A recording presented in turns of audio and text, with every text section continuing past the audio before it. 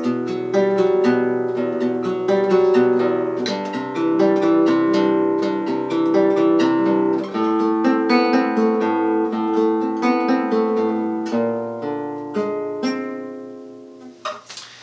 it's Andy, and welcome to episode number 12 of Musical Stories. It's a collection of comical and funny and humorous and sometimes tragic stories about a life in music. I hope if you're a musician that you get a lot out of it. Comment below if you have a similar story to share. Okay, so this is episode 12. And so this episode is called Getting Kicked Out of the Band. So the story goes, it was about 2003 or so, end of 2003. And so I had just finished up the Aspen Music Festival, and I'd learned a lot, studied with the head of the Juilliard guitar department, and done some performances, and really, honed a lot of skills and got a lot of good training, and it was a great experience.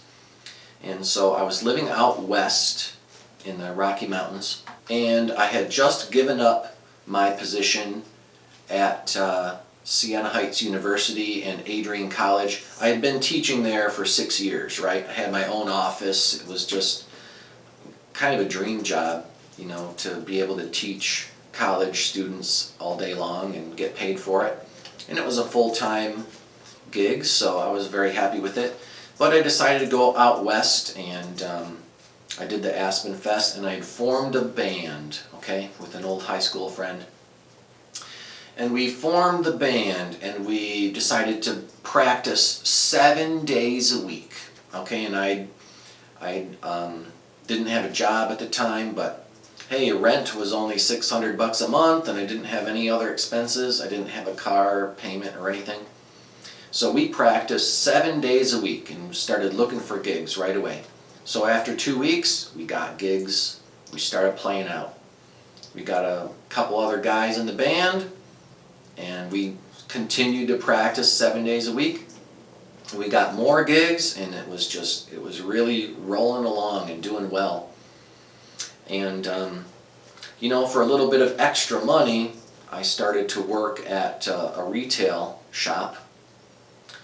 And I went in there with my notebook one day and talked to the owner, and he hired me like on the spot. And I had written down, okay, here's my schedule. I'm doing some practices, and I can pretty much work every day. But the only thing I can't do is work on Saturday, because I'm teaching an orchestra class, and I'm working for the school district all day Saturday. And so I have a regular thing I'm doing every Saturday. But I can work Monday through Friday, and I can even work on Sunday, no problem. And I wrote it down, I handed it to him. All right, see you Monday, let's come in and get the ball rolling. And I went to work at this place to, earn a little bit of extra money. I worked Monday, Tuesday, Wednesday, Thursday. And I went in on a Friday, and they posted the new schedule. And it was like, Andy, open to close on Saturday. And so I went up and I talked to the owner. Hey, remember how we said I can't work on Saturdays, I have this orchestra thing? No, you didn't. Okay, well, I took notes during the meeting, and here's my notebook. Remember, we wrote down all this stuff. No, you didn't. You just made that up. Okay, well, I remember specifically I said I couldn't work on Saturday. No, you didn't. You better show up tomorrow, otherwise you're fired. I was like, well, I'm teaching an orchestra class for the school district all day Saturday. I won't be here on Saturday. He's like, well, you better be. I'm sorry, I cannot come on Saturday. Okay, well, you're fired. All right, well, thanks for your time, and I just left. Never went back. Okay, so Saturday was the only time I ever did any work for any money. Monday through Friday, I just rehearsed with the band, and in the evenings we did gigs. And so for about 6 months, I didn't have a job. And that's okay, because the band started to do really well. We started to get some corporate gigs. We started to play at high class suit and tie kind of parties where you had to have, it was black tie events, right? And we would get paid hundreds, and we were doing really well. And it wasn't difficult to show up and play a gig, because basically what we were doing was we would have one microphone and the four of us would kind of stand around it, and we would do like the bluegrass thing where if it was your solo, you'd take a step forward, get closer to the mic, and then if you were playing a rhythm, you take a step back. And so we didn't have a lot of gear or a lot of setup. We didn't carry around books and music stands. And so since we practiced 7 days a week, we were adding like 4 new songs to the set list every time we practiced, okay? And so we were adding like 28 songs to the set list every week. And we started to get pretty popular, and we did a lot of gigs, and it was going super well, and I found myself suddenly making a living playing, 4 gigs a week. So I didn't even have a job, didn't even need that job. And so anyways, the story goes that after about 2 months of solid gigs and solid rehearsals and everything going well, and remember, I had moved all the way across the country to join this band, and I'd given up, my office at the university and everything in order to come here and do this. So after several months, there was a band meeting, and I got kicked out of the band. And, I'll tell the story about that in another episode. But anyway, so here I am, no band. I didn't, the job I tried to work didn't last. Couldn't go back and get my teaching position again because I had let it go. So here I am, no band, no job, no income. And it was December. So here comes Christmas, and I got no money. And so what did I do? I went to the guitar store, and I sat on the couch, and I just played my music, and spent some time practicing. I played all the different guitars in the music store, and those guys had seen me a lot because I'd been there, for the past few months. I'd come in and I'd sat on the couch and played some of my pieces or some Bach or whatever it was I was working on. And so I was sitting on the couch just playing some Bach, and I was thinking, what do I do? Do I move back, or do I go ask for that job again? Or, I don't know what to do. I was just lost. Was really feeling, with the feelings of depression, and kind of feeling like I don't know where life is going to go next. And so I was sitting there on the couch, I was playing some Bach, and this guy walks past. He's like, hey, is that Bach? And I said, yep, that's Bach. And he grabs a guitar and he sits down next to me. He's like, start over. And I started over, and he started playing along, okay? And so I was playing, I think, a Bach Invention, I think is what it was. And he knew the other part. It's a 2-part piece, right? It's a harmony. And he knew the other part by memory on classical guitar. And so, my eyes lit up, and he looked at me and I looked at him, and we did the whole piece all the way through to the end. Got to the last note, and he slapped me on the back. He's like, wow, that was really good. This is really fun. Hey, do you know any others? And I was like, do I know any others? I know all of the others. Which one should we do next? And so we sat there and played Bach for like the next hour together. And finally he put the guitar down. He's like, I have places to be, and I have places to go. I can't sit here and play guitar all day. But it was nice to meet you. And so basically he stood up and walked to the back of the music store into the office, okay? It was the guy that owned the music store. His name is Rob. And he came out of his office like an hour later, and I was still sitting there playing. He's like, so hey, Andy, I just got a phone call, and one of our guitar teachers is moving to LA, apparently. And so we have this opening that we need to fill.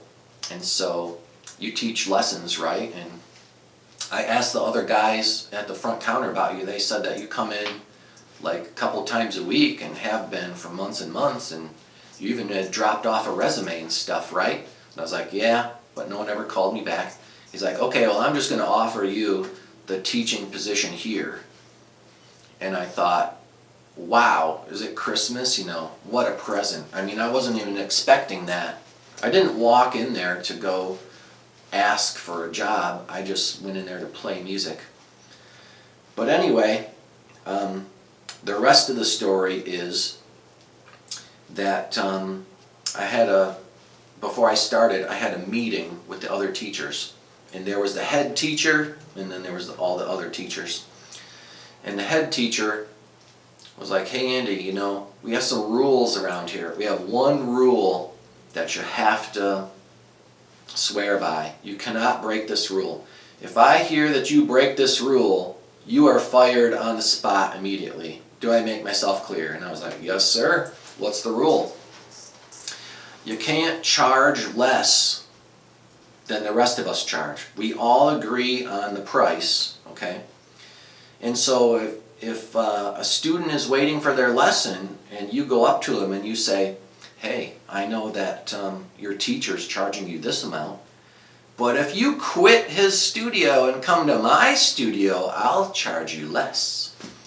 And so if you do that and you steal students from other teachers by undercutting them on the price, you will be immediately fired. And so don't let me catch you doing that. Okay, no problem. And so I went home and I told my fiance, you know, guess what? I got a job. It's not so bad after all. And so back home, when I was teaching at the university and, you know, teaching lessons on the side in the office, I was charging, I think, $10 for a lesson, right? This was 2002.